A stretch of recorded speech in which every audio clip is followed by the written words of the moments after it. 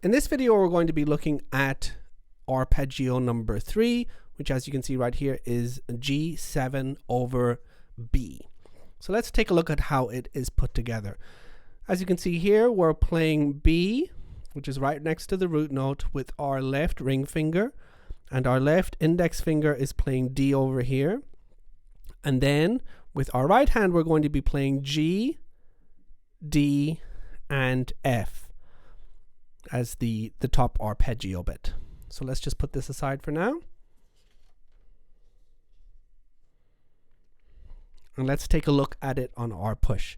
So like I said, we're going to be playing B, which is just to the left of our root note right here, with our left ring finger.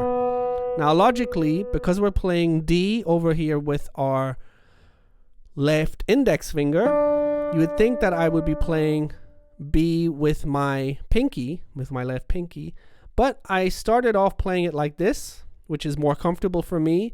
But if you find your hands are a little on the small side, you might want to consider playing B with your pinky in this particular case. So like I said, we're playing B and D with our left hand. They're the first two notes that will be held down. And then we're going to be playing G, which is just above D, with our thumb.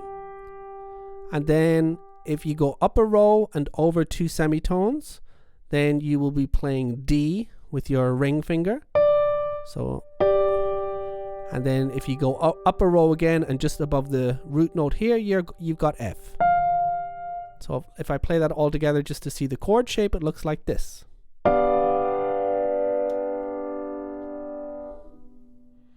And as an arpeggio, it sounds like this. Remember, these two are held down and the other ones are played short.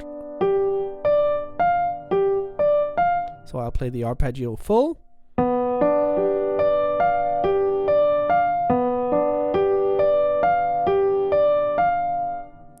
And now we want to go from chord number 2 or arpeggio number 2, which was this.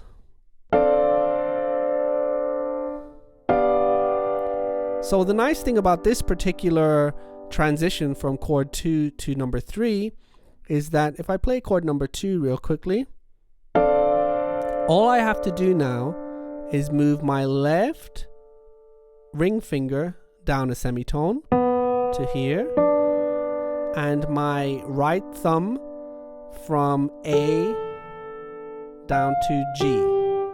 So it's, and all other fingers stay the same, which is really nice.